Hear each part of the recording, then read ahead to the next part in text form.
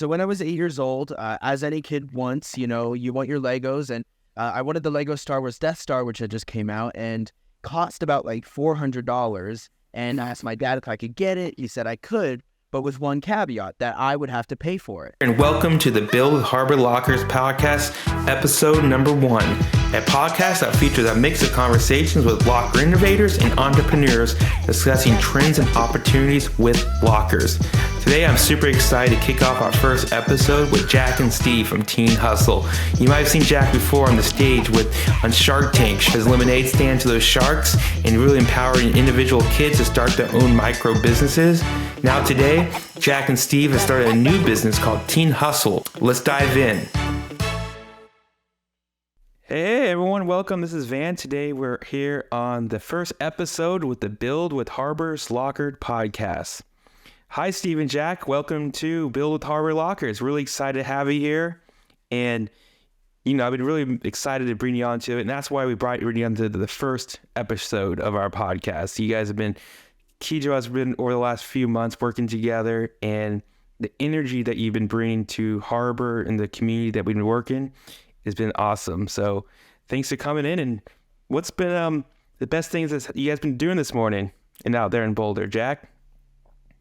Yeah, Van, well, it's a pleasure to be here. Well, so far this morning, we were able to have a great advisor meeting with one of our advisors, Alan Amling. And I don't know, I'm just super excited to kind of dive into what TeenHustl is doing with Harbor and, what we hope to accomplish. Nice. That's super awesome. And as many people may not know, Steve and Jack, you both are, Steve, you're Jack's dad, and Jack, you're Steve's son. So, Steve, maybe give us a little bit of introduction of who you are and what TeenHustl is. Sure. Van, again, thanks for having us on. It's a great honor to be on the first one. So my background is a serial entrepreneur. Jack is the founder, the chief evangelist of TeenHustl. TeenHustl started 4 years ago as essentially a DoorDash operated by teens. Jack, this is Jack's second business that he started. The first one got him on Shark Tank when he was just 10 years old, to be the youngest male to receive a deal on Shark Tank. Jack, you're on a Shark Tour? How old were you on Shark Tank? That's like the dream. Yeah, I got on Shark Tank when I was 10 years old. It was for my first business. It was called Jack Stands and Marketplaces, where I sold lemonade, iced tea, and other kids' products at different marketplaces and taught kids how to operate those stands. It was a really cool experience.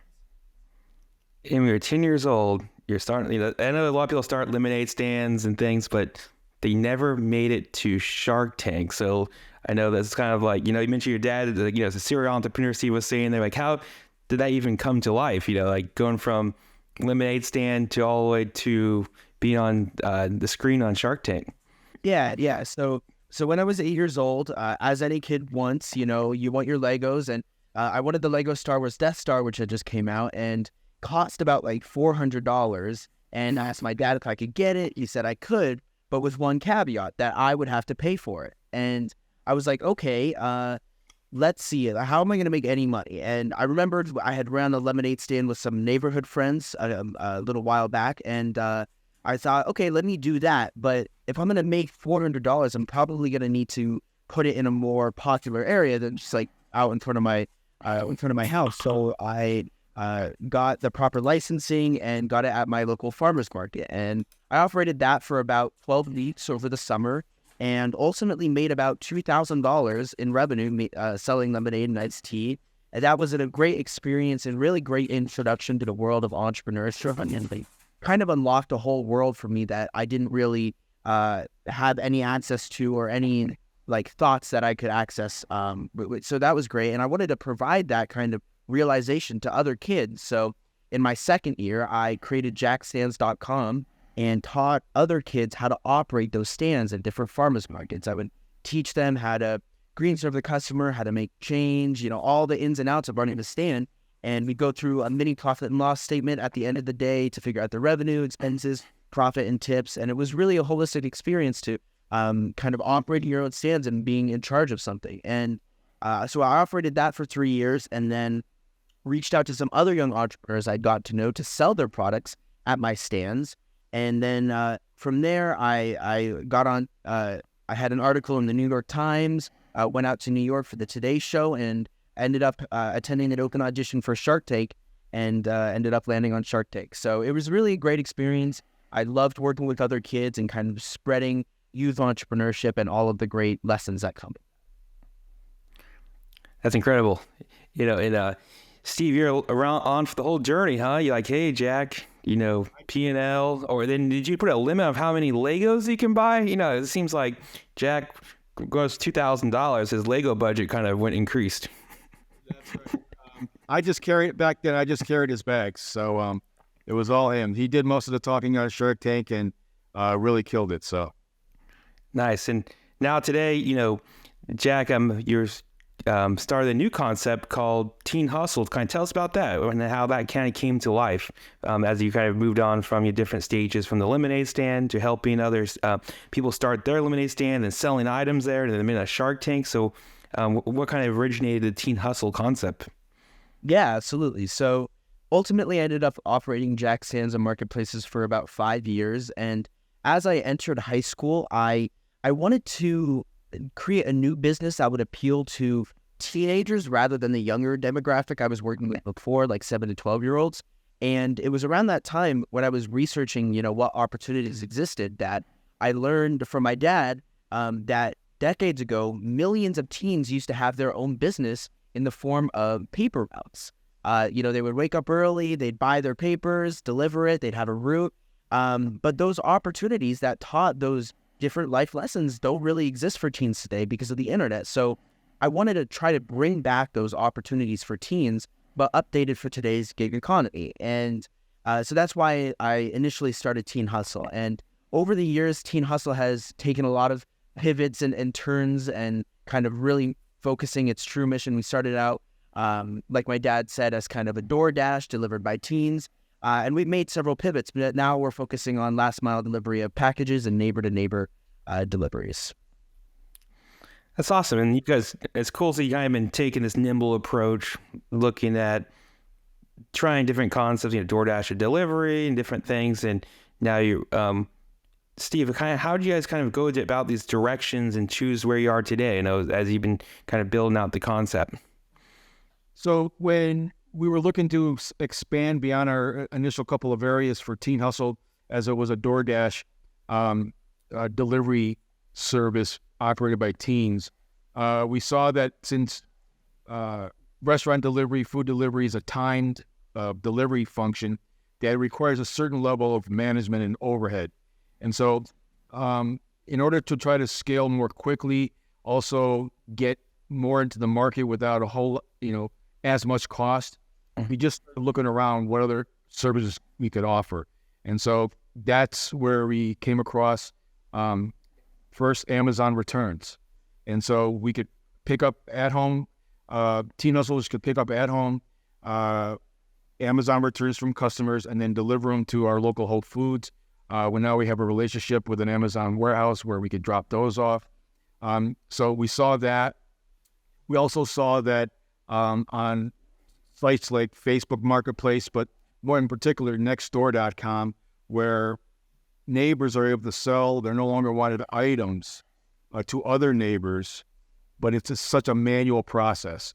The payments are manual. You don't have to coordinate with the buyer and the seller to meet somewhere in order to facilitate that sale. And so we thought that another service that we could do, being neighborhood-centric, is neighbor-to-neighbor delivery. And so that's where we came, second service that we had.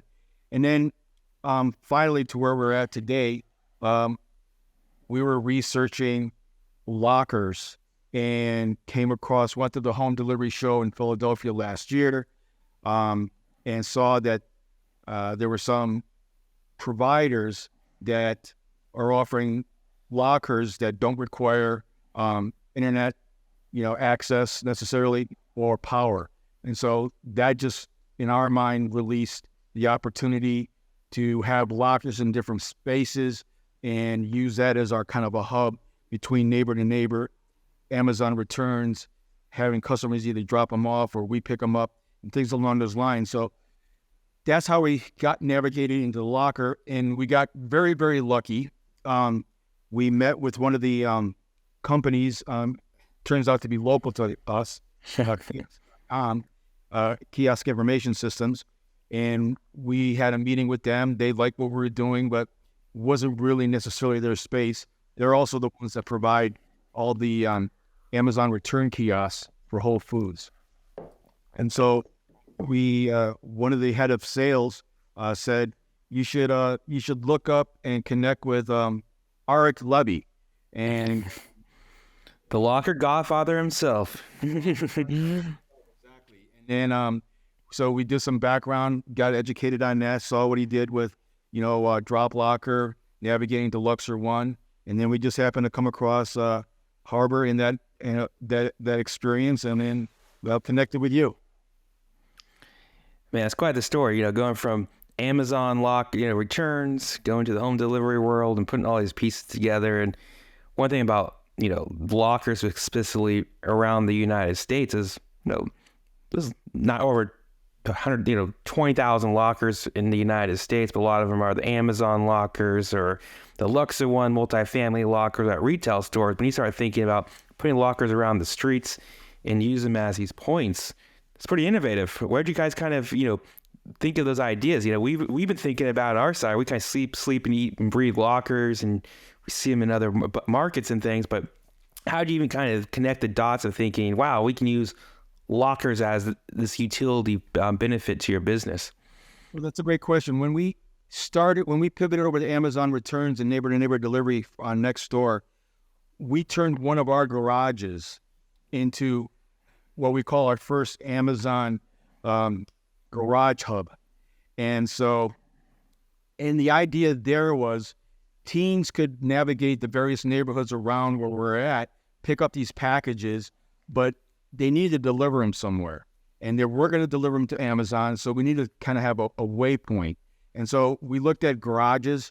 There's actually a company up in Utah that it's kind of like the Airbnb of garages. So we looked at garages being an in-neighborhood micro hub. So we had that concept. And then once we went to home delivery world, saw the ability of lockers to be put anywhere, then that released us from looking at just garages and that entire mechanism, and realized that, especially now working with Harbor, that these things can be put anywhere, and it could be a staging area for teen hustlers to collect at-home delivery, at-home returns from customers, put them in a locker. Customers who are already going to possibly a grocery store don't have to drive to Whole Foods, many more miles away to drop off their returns. Neighbors can swap with neighbors in a common area at a Luxor One apartment complex with the Harbor, or at the grocery store where we have our lockers with you guys. So that's how it all kind of navigated.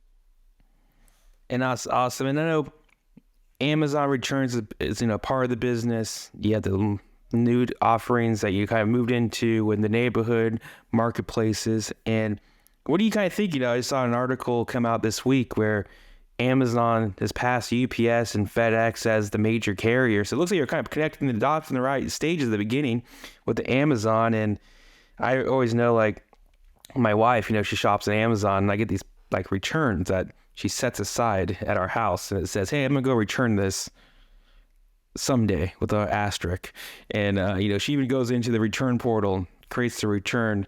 Next thing you know, we got a pile of returns that may never happen. So, how do you guys kind of, the Amazon return process, how does it work? How do they learn about kind of walk through that journey of, someone that has, most of the individuals in these cities now are buying through Amazon. They're now the number one carrier in the United States. And they get a pile of returns, and it's so annoying. You have to go down to the store to go drop them off, or schedule a UPS pickup or things like that to do it. So how does the TeenHustl process work for those customers? So before I can jump into that, how we actually got there is actually during the pandemic, you could return your Amazon return at an Amazon locker. Ah, look at that. Yep, you could. So, but you can't do that anymore for the last 18 months. It's just Kohl's, Whole Foods, and now they expanded to Staples and another location. So that's how we made the connection here locally. There were so many Amazon lockers that could be, we could build a network of teen hustlers offering this service around the 10,000, however many 20,000 Amazon lockers that there are, and use that as a waypoint. When that kind of walked away or got dismissed, I ended up working for Amazon at a delivery station to learn everything about their last mile delivery and how they do things. For real. So you went in and like, hey, I roll up my sleeves, say, I'm going to learn, instead of like just going on the internet and maybe watch some YouTube videos or do some years, you actually went out in the field and to learn behind the scenes how it works? I was an Amazon delivery liaison, so it was actually a perfect position. I was in the middle of the customer who has any of their package challenges, and working with the DSP and working with the warehouse. So that was a perfect nexus for learning about all that.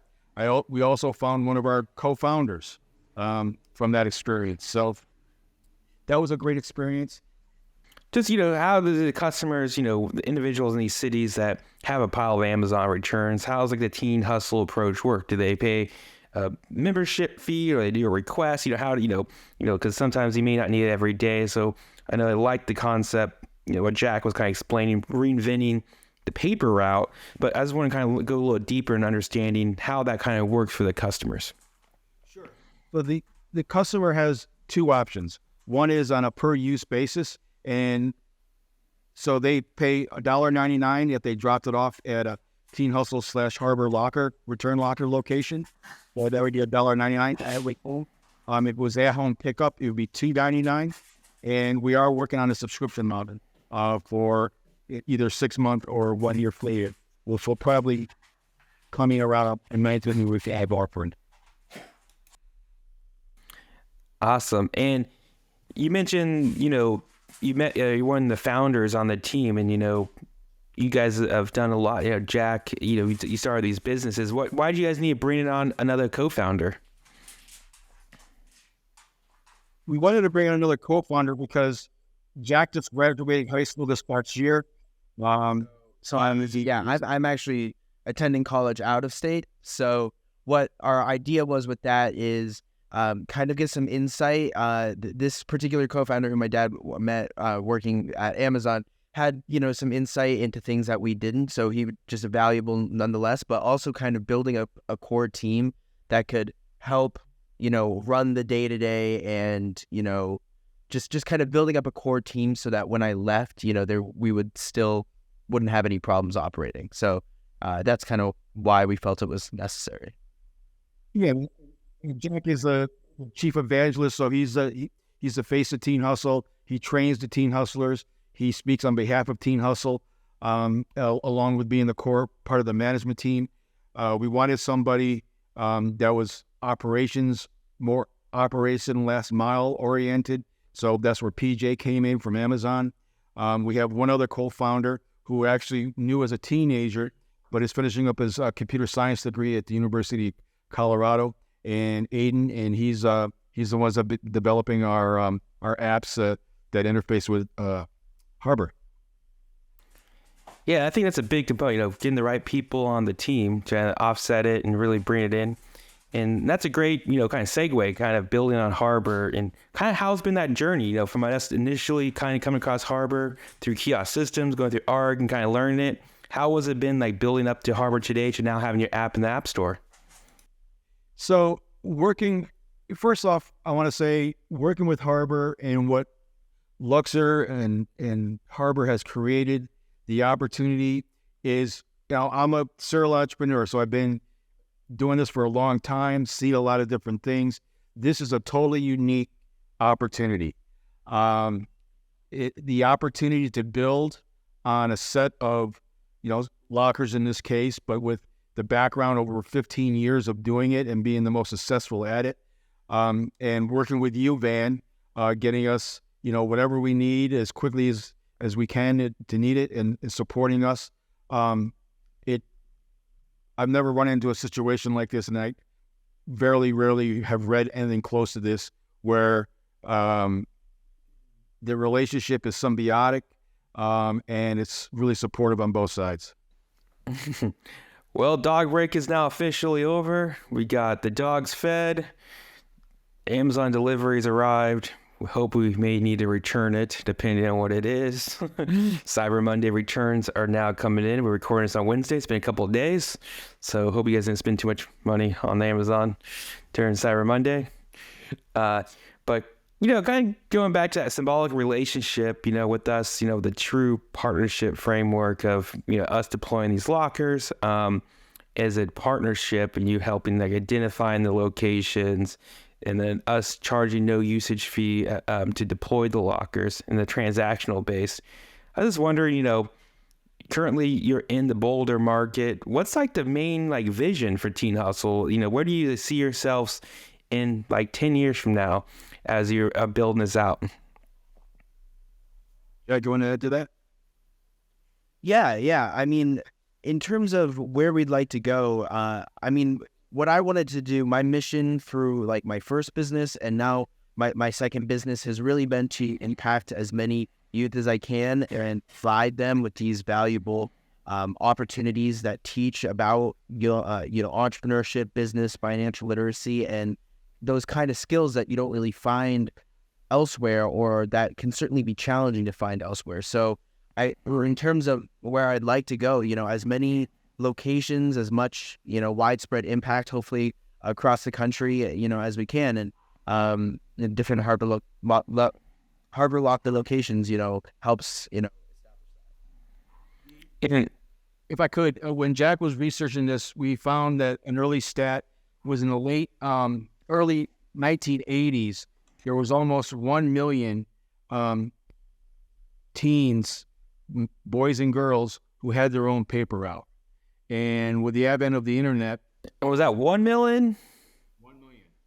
Wow. When you think about that, between those ages, that's a lot of kids. That's a percentage of meaningful...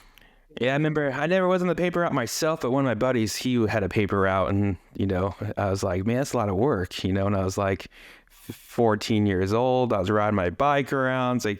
Yeah, every day he has to go get them all rolled up. Then he gets his money, and I'm like, that's cool. You can actually buy stuff.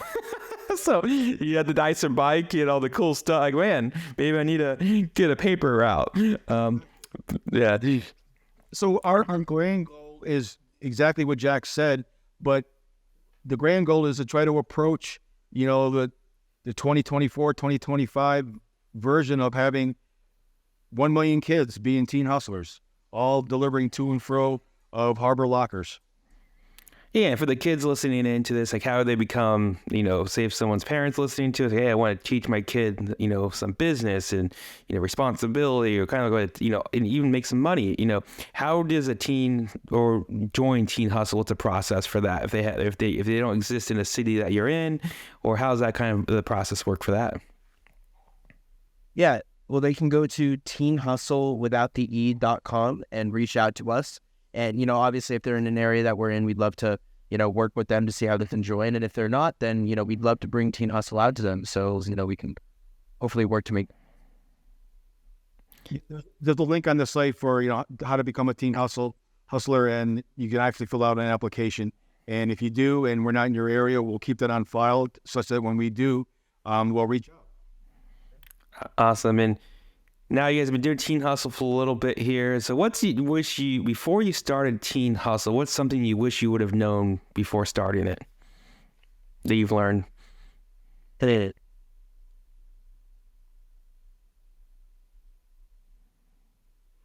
I would say, well, there's anything specific. If you're an entrepreneur, you have an idea.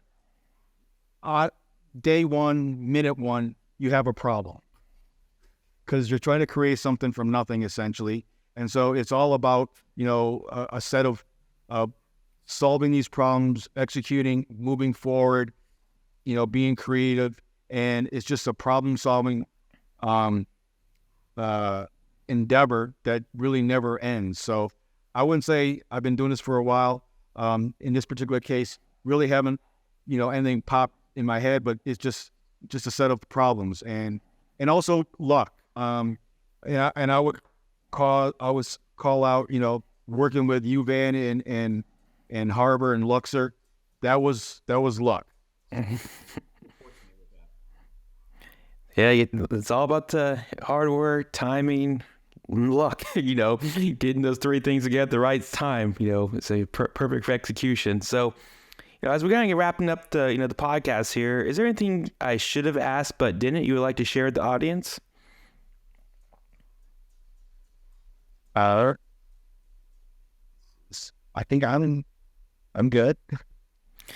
Well, since you were on Shark Tank here, maybe we just do a quick 30-second elevator pitch of TeenHustl to just show how it goes. You ready to go for it? And we're now on the Shark stage. Deja vu. So give us a little 30-second. What's TeenHustl? Starting now. All right. TeenHustl is a last mile delivery service offering Amazon return at home pickup of Amazon returns and neighbor-to-neighbor delivery of items sold on platforms like Nextdoor.com, all delivered by teenagers in your local neighborhood on electric scooters and personal bikes, and essentially a neighborhood logistics service. You are on fire. You got that done in 25 seconds. I'm thinking, most businesses, if you ask me how to pitch Harbor in 30 seconds, I don't think I can tackle that one. So we'll save that for another episode so I can practice a little more. So as we wrap up here, I know you kind of mentioned it before, the website. How can the audience get in touch with you, Steve or Jack, and learn more about you and get working together? Sure. Go to www.teenhustl, like Jack said, without the E.com. Or you can reach out to either Steve or Jack at TeenHustl.com. Cool. Well, appreciate you both having you here on the podcast, especially our debut episode 1. Thanks for our listeners, and looking forward to what everyone's been building on top of Harbor. Thanks. Introducing Harbor's Marketplace Locker Network, open to builders to create alternative drop-off, storage, and pickup services at scale. Get unlimited on-demand access to over 9,000 lockers all across the U.S. with 25,000 locations by 2025. Built by locker innovators with over 15 years of experience and 250 million transactions, we make it fast and easy to integrate. No need to buy, install, or support lockers. Pay per use only when you access. Wondering how Harbor works? Easily integrate your application with Harbor Connect, a full-stack locker API and SDK with complete control of your own user experience. There are limitless possibilities with Harbor. Find a nearby location to store bags, get your food delivered, easily drop off returns, store and exchange tools with your field team, pick up packages, to scavenger hunts. The possibilities are endless. We're Harbor by Luxor One, making it easier to get things securely, asynchronously. Start building your idea today.